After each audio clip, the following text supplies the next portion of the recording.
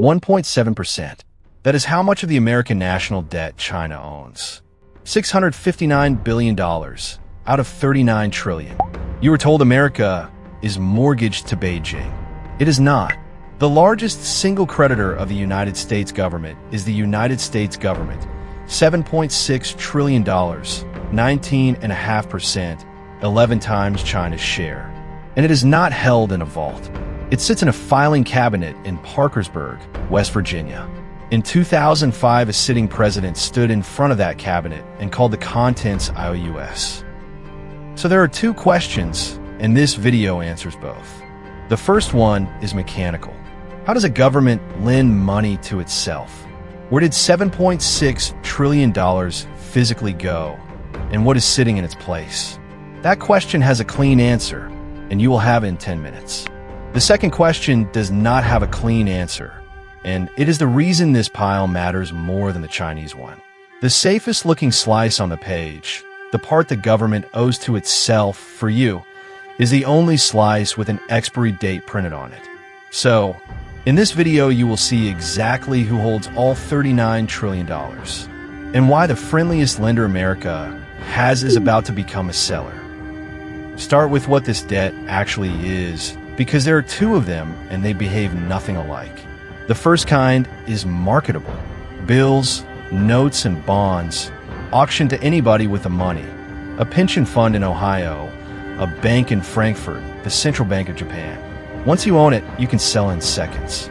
The market for it is the deepest on earth. Through July of this year, an average of $1.2 trillion of Treasury securities changed hands every single trading day. That is the market everybody means when they say America borrows from the world. The second kind never touches that market.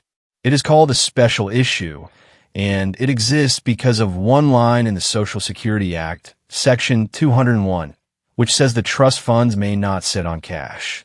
Every dollar of payroll tax that arrives and is not paid straight back out has to be handed to the Treasury in exchange for a certificate. You cannot buy one of these. No bank can. They are non-marketable. They cannot be traded, and they can be cashed at face value the moment the fund needs the money. So the mechanics are simple. Your payroll tax goes to Washington. Washington spends it that day on whatever it is spending money on. The trust fund gets paper saying the government owes it back with interest, backed by the full faith and credit of the United States. That arrangement ran for 40 years without a headline. But it has one design feature nobody stress tested. It only works while the fund is buying. The 5th of April, 2005. Parkersburg, West Virginia. A gray federal office above the Ohio River, the kind of building nobody photographs. Inside is a 4-drawer filing cabinet, ivory, with numeric locks. A president of the United States walks up to it. In the drawer is a binder, and in the binder are the special issues, the paper claim on every payroll dollar ever collected and not yet paid out. He looks at it, and he says there is no trust fund, just IOUs. Now hold two things in your head at once, because both are true. The certificates are real. The interest on them is real, and it is paid. And the money they stand for was spent the day it arrived. Every American with a pay slip has a line on it marked OASDI 6.2%, gone before you ever see it, matched by your employer. If you have looked at that line and thought, quietly, quote, "That is my money, they're keeping it for me," unquote, you were half right. It is your money. Nobody is keeping it. It has been lent to the only borrower legally allowed to take it.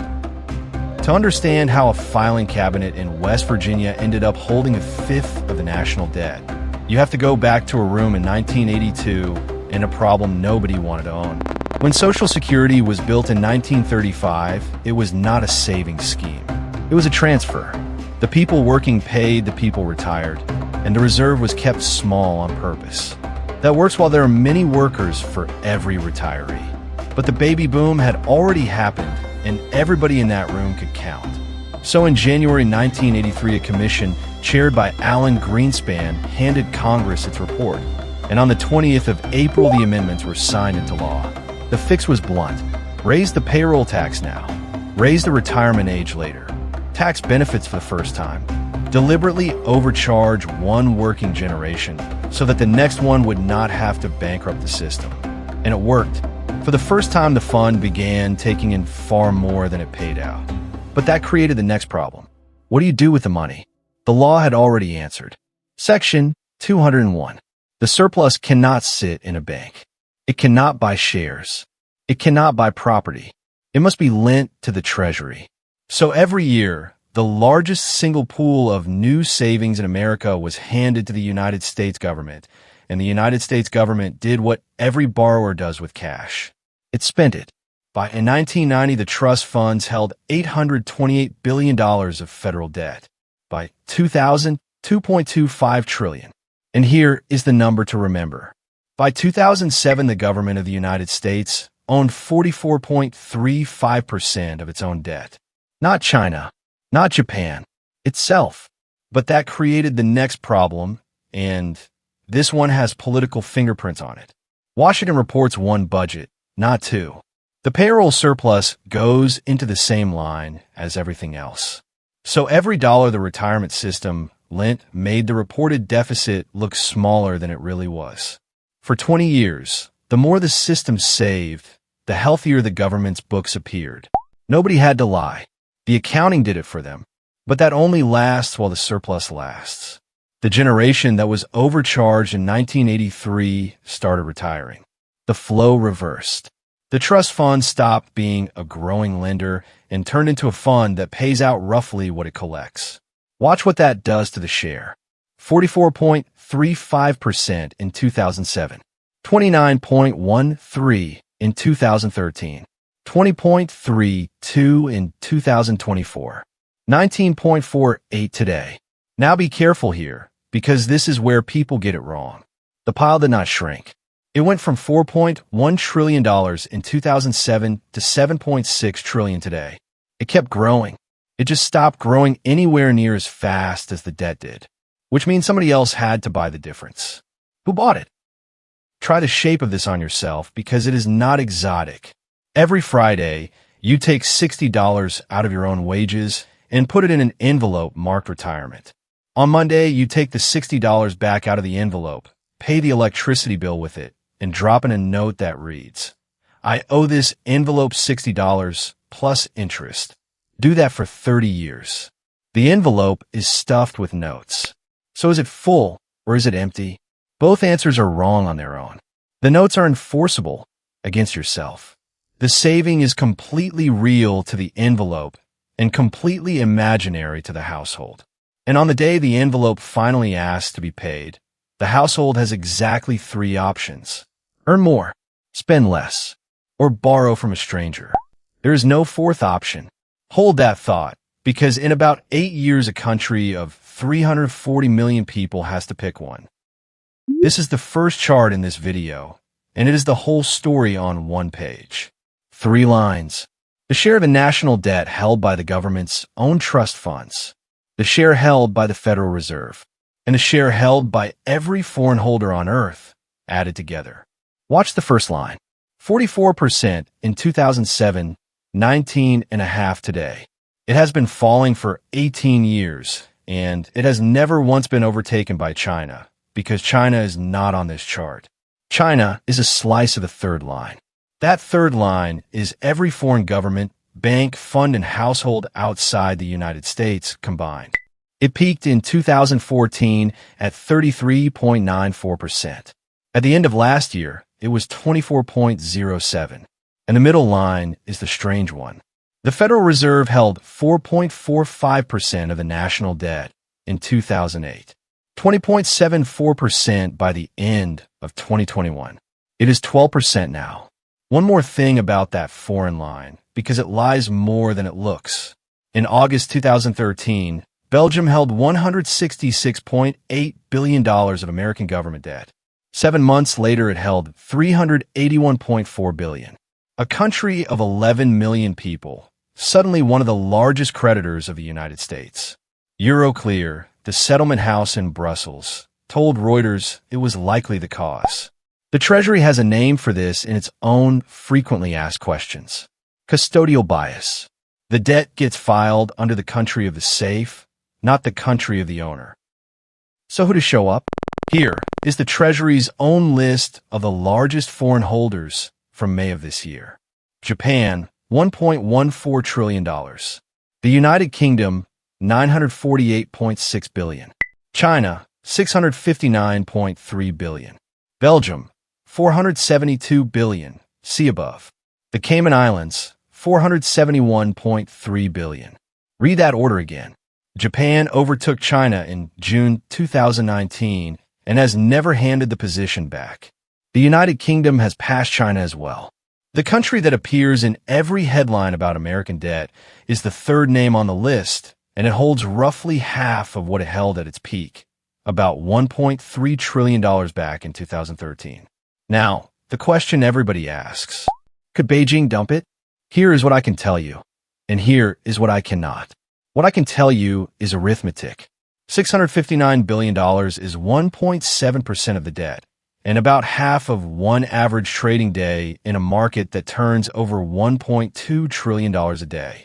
What I cannot tell you is what the American government believes would happen, because I could not find a Congressional Budget Office report, a Treasury Secretary's testimony, or a Federal Reserve statement that assesses it.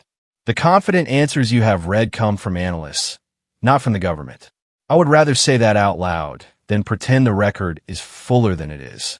And while everyone was watching Beijing, look at who is actually buying. American households hold $2.94 trillion of Treasury debt directly. American banks, $1.74 trillion. Mutual funds, $1.68 trillion. State and local governments, $1.55 trillion. Pension funds, more than $1.1 trillion on top of that. The largest foreign holder of American debt is Japan. The largest holder of American debt is America. The mistake in this story does not belong to the trust funds, and it does not belong to China. It belongs to everybody who priced this arrangement on the assumption that money stays free. Here is the second chart. The interest the federal government pays every year. $223.2 billion in 2015. $262.6 in 2017. $375.2 in 2019. Then the line stops behaving like a line. $475.9 in 2022. $658.3 in 2023. $879.9 in 2024. $970.1 billion in the fiscal year just closed. The debt roughly doubled over that stretch.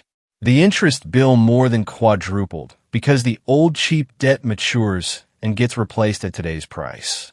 In fiscal 2024, the Treasury's own monthly statement put net interest at $882 billion. That year, interest cost more than national defense. It cost more than Medicare. The only line above it in the whole federal budget was Social Security itself. The ratings agencies noticed an order.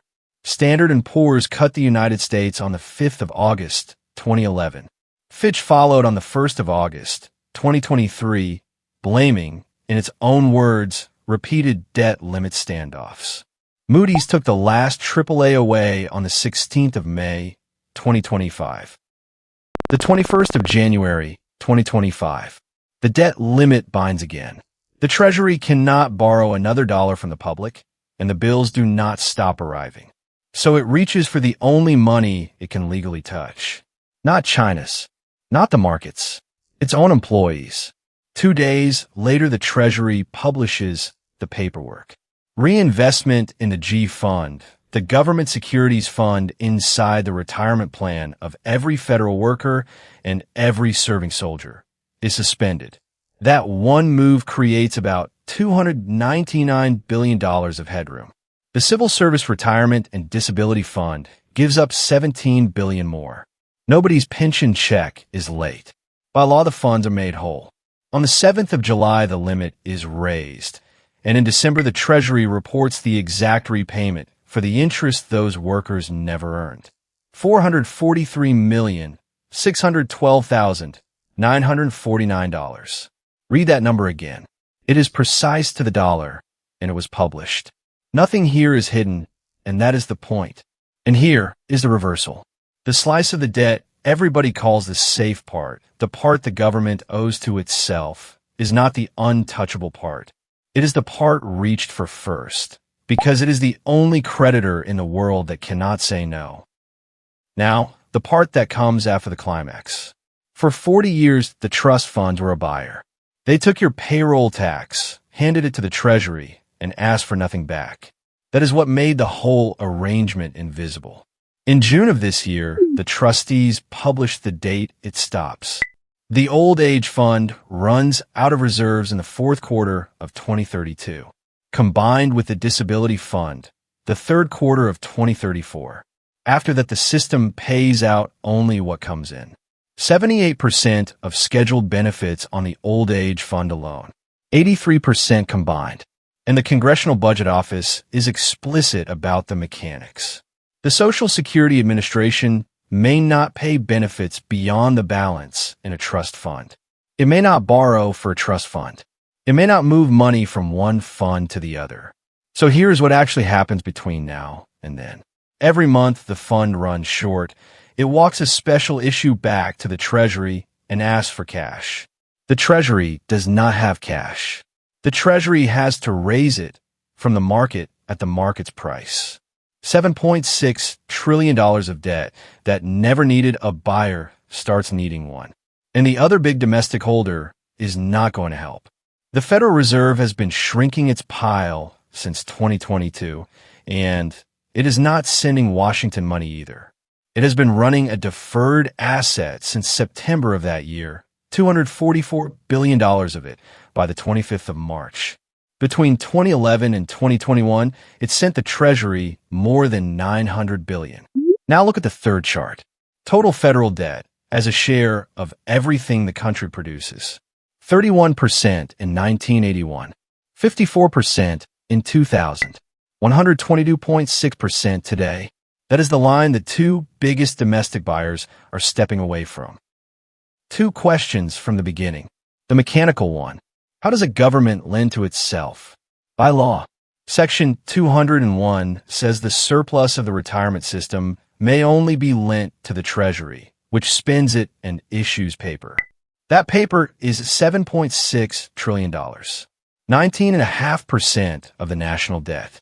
The single largest identifiable claim on the United States government. China's claim is 1.7%. And the one I left open. Why does the friendliest lender matter more than the foreign one? Because a foreign holder can sell to somebody else. When Japan sells, a buyer buys, and the debt simply changes hands. When the trust fund sells, there is no second owner. The money has to come out of the Treasury, and the Treasury has to go and find it. Today, the debt is $39.1 trillion, 122.6% of everything the country produces in a year. The interest is $970 billion a year and climbing. The bill for that 19.5% arrives in the early 2030s, and it gets paid in one of three ways. Higher payroll taxes now, smaller checks later, or more borrowing from strangers. Which of those three would you actually vote for?